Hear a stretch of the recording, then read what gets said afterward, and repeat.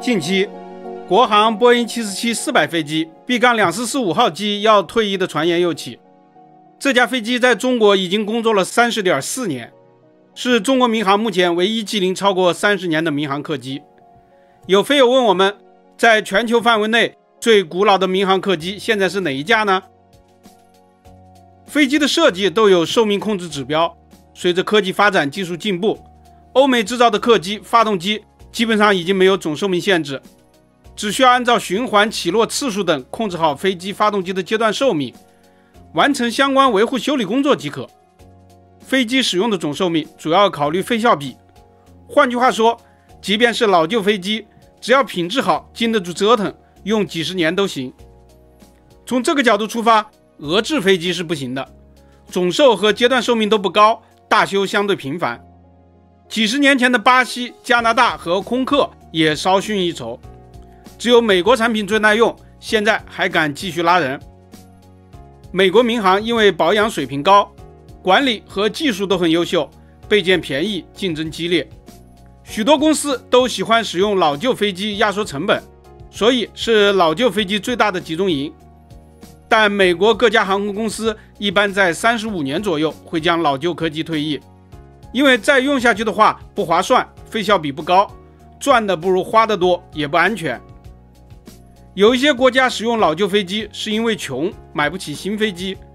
还有几个国家是因为被美国制裁，无法买新飞机。这些国家就不太讲究机体寿命这种东西，只要能飞就接着用。因此伊朗、朝鲜和委内瑞拉这几个国家老旧飞机特别多，机龄经常超过35年。但全球公认最古老的民航客机现在属于加拿大，它是一架波音737-200，到现在为止机龄已经达到了50.2年。这架飞机我们之前提过很多次，它就是加拿大闹里闹航空的 C-GNLK。 该机出厂于1974年，在欧洲、中东、南美和北美许多航空公司都工作过。2014年他来到闹里闹之后，就一直客货兼用，直到现在。加拿大至今还有10来架老旧的波音737-200，这是为什么呢？主要是加拿大北部有很多石油或者是矿业公司，都在人烟稀少的不毛之地，有些场地开采完之后就撤退了，修建正式机场不划算。加拿大地广人稀，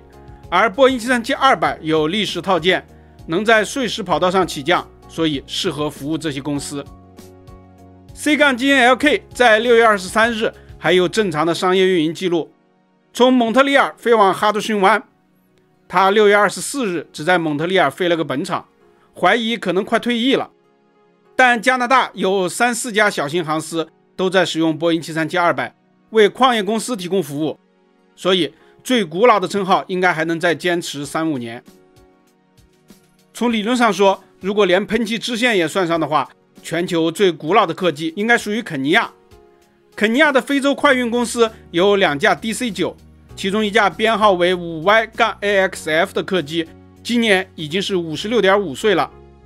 这架飞机查不到飞行记录，但也没退役。如果它还有机会上天，它将是全球最老客机。